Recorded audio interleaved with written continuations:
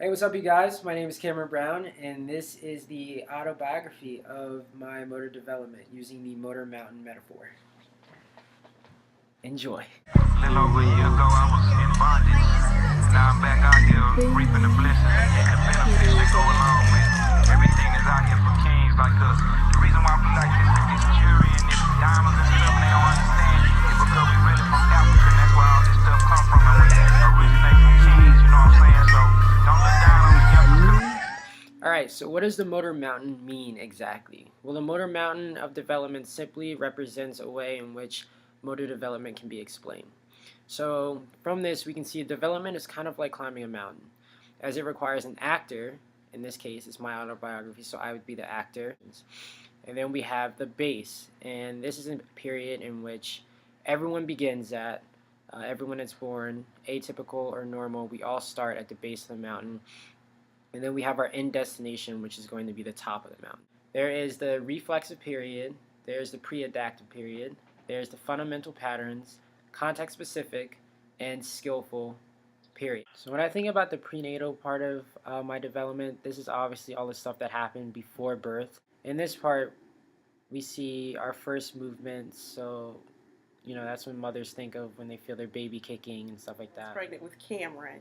It was a very exciting time for us. And by the fourth month is when I realized that I started feeling movement. And it was really exciting because I didn't know what was going on since this was my first pregnancy.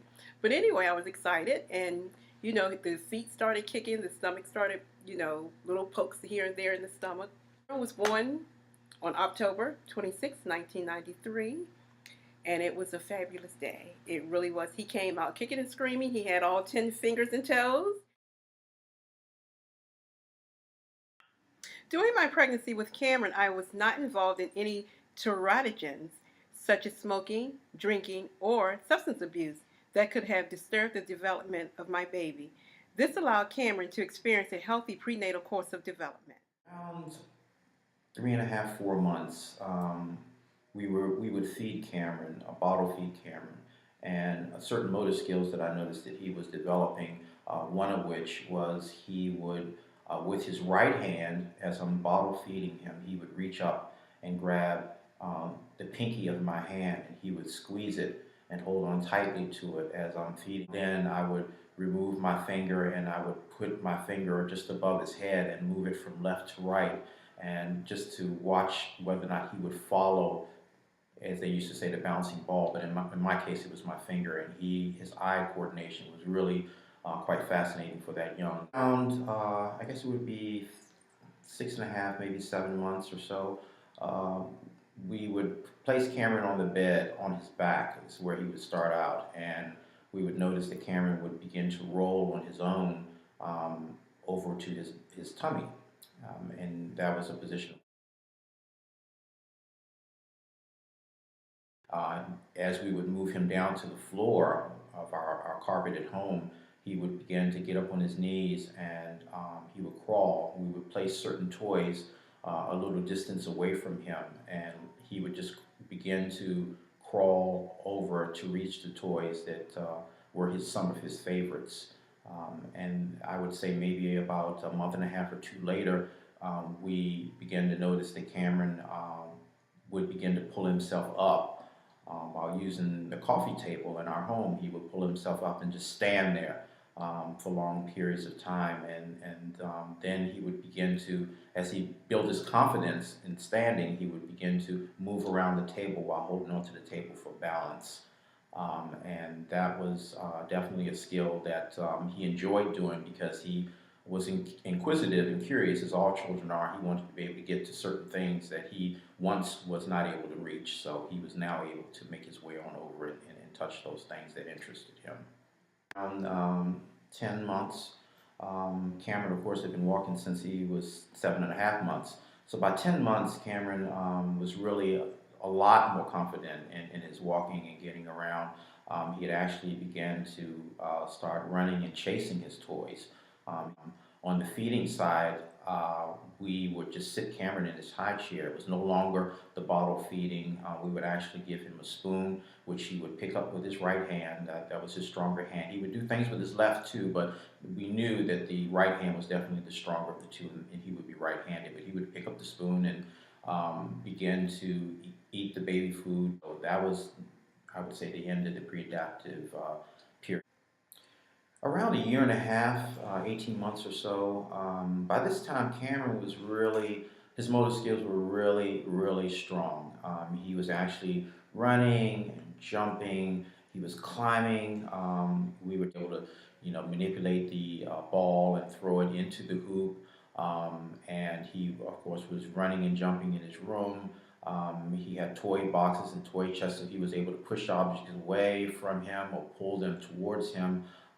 So a lot of those specific skills that kids develop around that fundamental age of 18 months to a year and a half to two, Cameron basically had those down pat. He was doing them very well. He was very athletic even from a very young age. So we knew that sports was definitely going to be a strong suit for Cameron.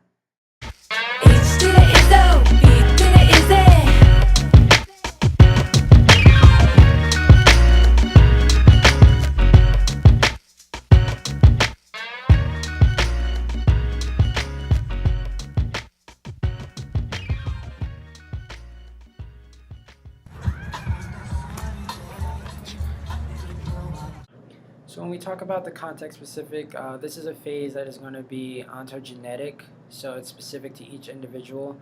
In this phase, we have family, friends, and culture play a huge role in this.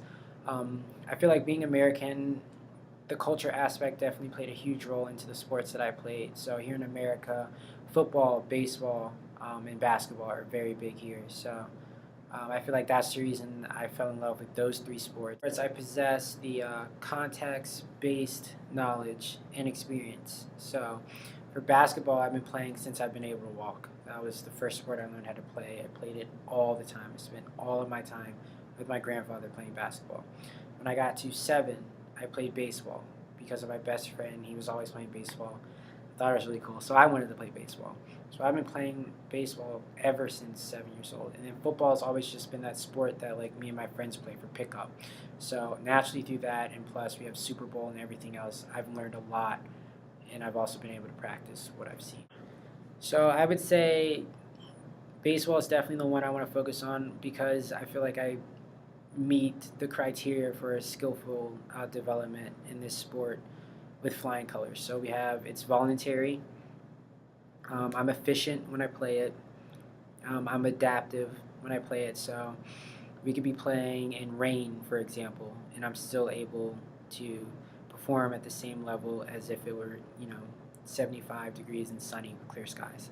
And then consistency. Consistency is definitely a huge thing. Being able to go up to the plate every time, have an approach, be able to read the sign that your coach gives you, and then deliver. On defense, you know your place on the field, you know where you need to be. When the ball is hit to you, you know exactly where you're going with the ball. Like that all plays into consistency. And I feel like the amount of hours I've spent since 7 years old practicing baseball, putting myself in game situations, has definitely allowed me to be consistent and beyond confident when I'm on the field. With baseball, I felt I never really dealt with any organism constraints. I know some would say, oh, Cam, you're too small, or oh, you're not strong enough, stuff like that, but it never actually really impacted my performance on the field. For tasks, baseball, we do have rules and stuff like that, certain things you have to follow. I know only having 9 players on the field is a good task constraint because based on your performance in practice, sometimes if you were lousy or you didn't perform as well, you wouldn't be able to make it in the starting lineup, and obviously that would restrict you or constrain you from actually participating in the game. And then for environmental, you would have to deal with the lighting on the field. I know sometimes during night games, the glare from the lights would make it hard to see the ball off the bat. You would also have to worry about temperature and stuff like that, so whether it was rainy, snowing, if it was too cold, or if it was too hot, all of that could affect how one plays. So the last thing we have to talk about would be the compensation period.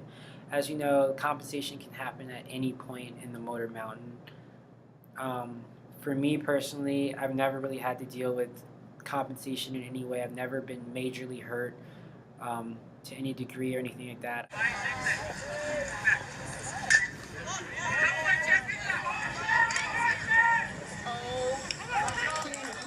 I am now 21 here at the University of Maryland, still playing baseball. Thank you guys for watching.